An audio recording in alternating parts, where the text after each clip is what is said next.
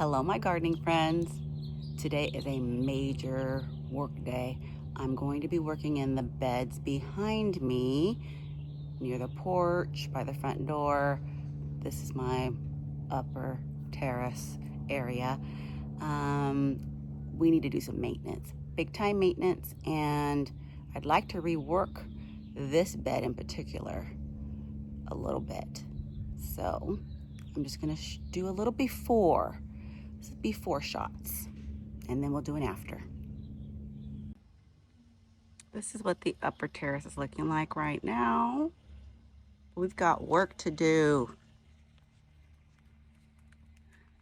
This bed is looking nice and full. I like. Ooh, that Japanese maple. But the Indian hawthorn hedge is out of control. It's done blooming and needs to be tidied up. So we need to do that. Also, I am noticing that my Limelight hydrangea and Limelight prime, they are not leafing out.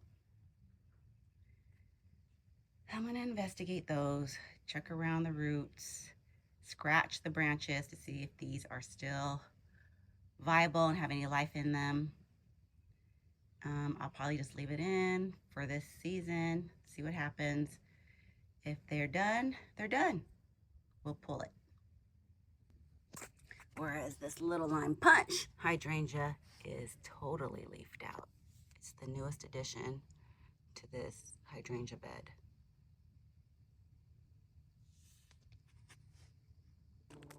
Now this side, it's looking pretty good actually. Loving the poppies. Woof. But time to, again, do some hedge trimming towards the back there. I'm ready to pull some of these succulents that are like not adding to this bed at all. So I'm gonna determine what needs to go, what's gonna stay. And then we may move things around and plant a few plants that I have on hand.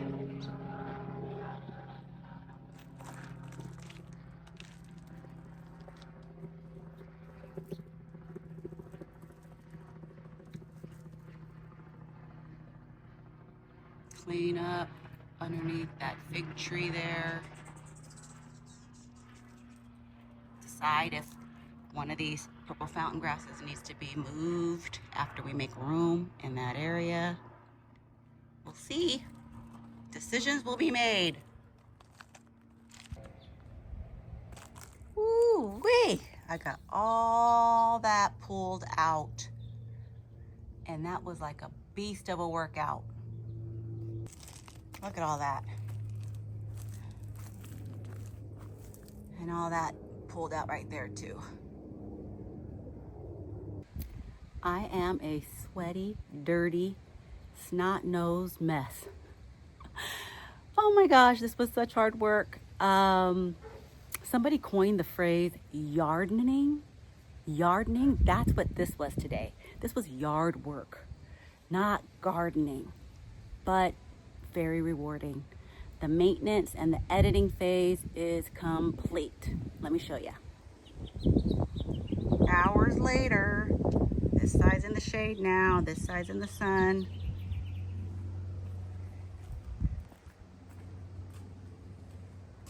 Look how tidy. Ooh, the birds are out. I've been in their space for a while now. They love hiding in these shrubs. That looks good.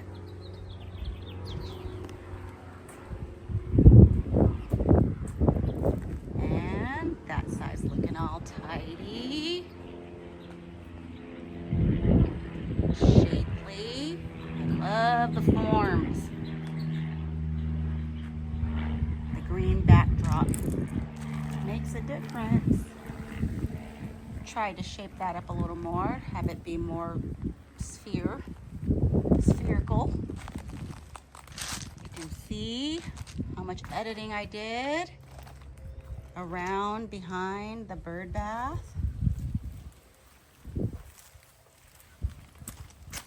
Oh, there was a boulder back there. Forgot about that boulder.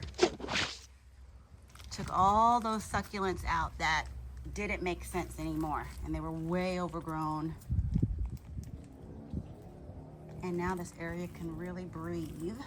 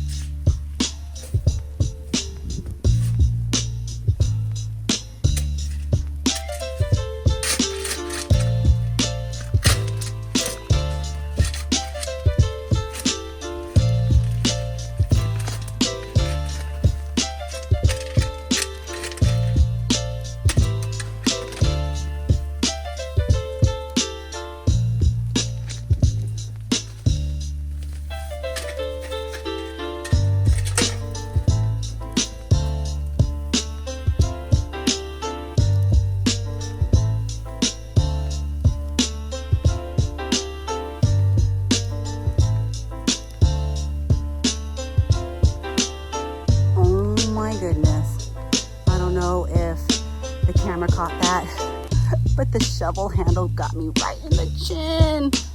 Ooh, it's gonna leave a bruise because it hurts.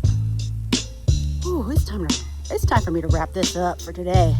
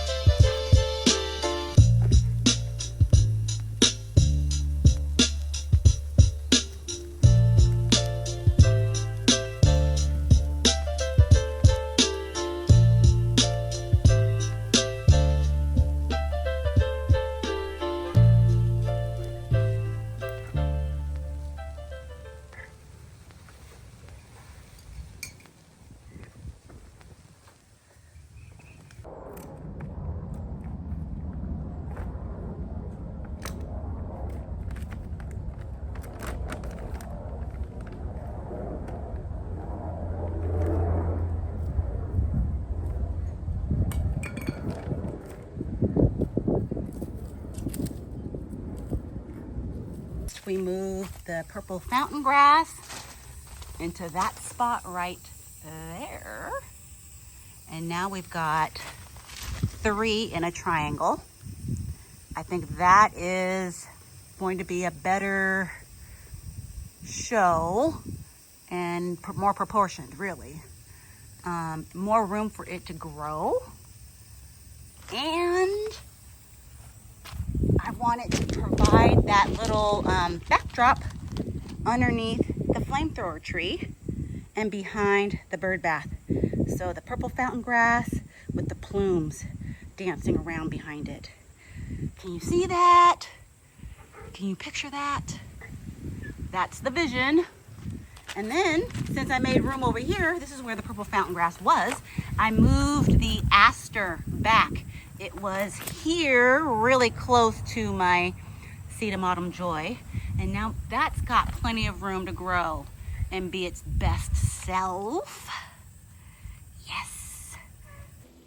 I also moved some of those California poppies, which is totally risky.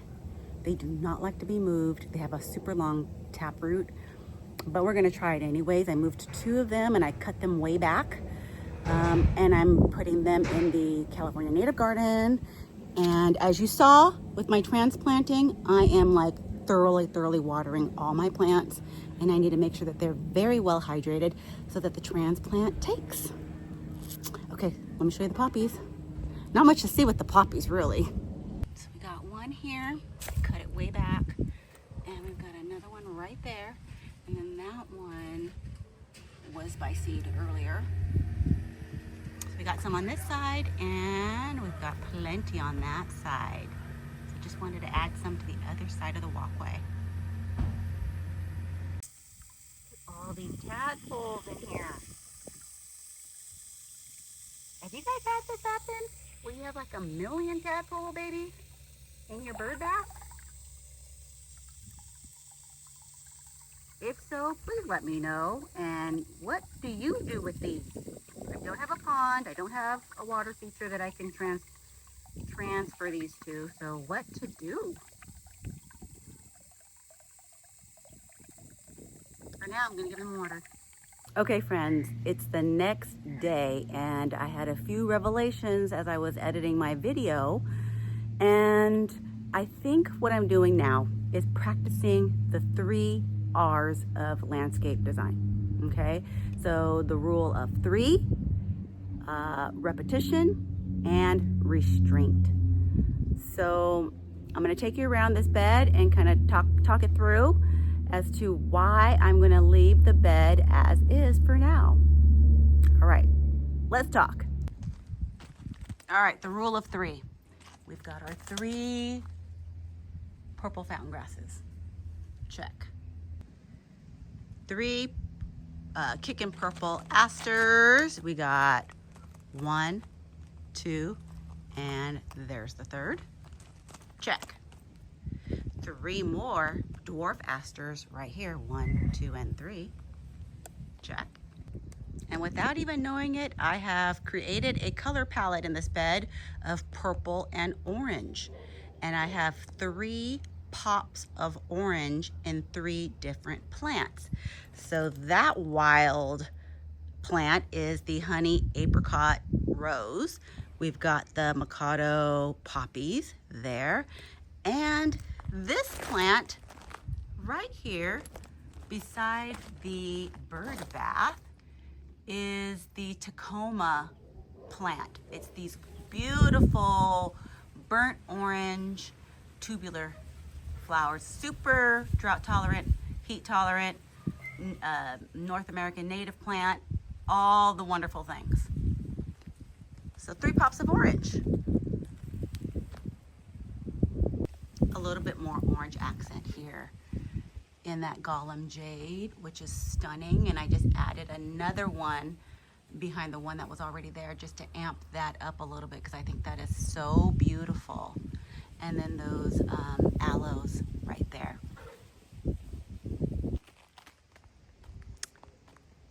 And number 2, repetition. We've got our succulent hedge. We're repeating the Crassula undulata jade plant. We've also got the sedum autumn joy in mass here. Repeating that. So good repetition. And with restraint, I was gonna add more plants today and decided I'm not going to at this point in time. I'm gonna need something else to replace these poppies because that's going to be done here in the spring. So I'll need like a late summer, fall type of plant in orange. And now that I've got a palette, I have, you know, a blueprint of what we could add here. So those are my thoughts at this point, and we're gonna leave it here. P.S. Let's talk about this honey apricot rose by Proven Winners. Last year was the first year and it bloomed like in June, but it was just a baby plant. It still hasn't bloomed and I don't have any buds on it at all, but I've got these wild long canes. So I think I need to get a taller obelisk and train it and have some horizontal action, and maybe that'll help. But I've seen like Janie's honey apricot and it was in full bloom and looking gorgeous. So I don't know what's going on. If you guys have any insight on that, if you have this plant and yours is blooming, please share, because I'm beginning to wonder if I have a lemon. I fed it. It's been in the ground since the fall, so I had time to establish roots. So I don't know. But it's a gorgeous, gorgeous rose. And all the asters are purple or lilac. I just put in this new ground cover phlox that is just gorgeous. This is my first time planting phlox. So looking forward to seeing that fill in and be a ground cover and a bottom layer to that sedum. Gorgeous. So yeah, this bed is going to be a purple and orange bed, and I had no idea. It just evolved into this.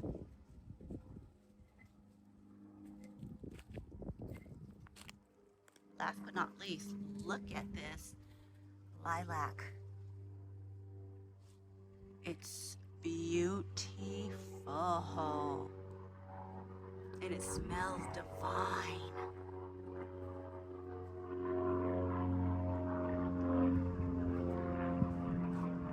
And the petunias. There you have it. I hope this video was interesting and informative. It was actually really informative for me to just trust in the process, take things step by step, and kind of let things reveal themselves to you in the garden. So I hope you really enjoyed this. I hope you get a chance to be in your garden, and we will see you in the next video. Knowing me, I will fuss with this garden a little bit more, and I will show you all the full updates in my May garden tour. All right, we will see you then. Bye, friends.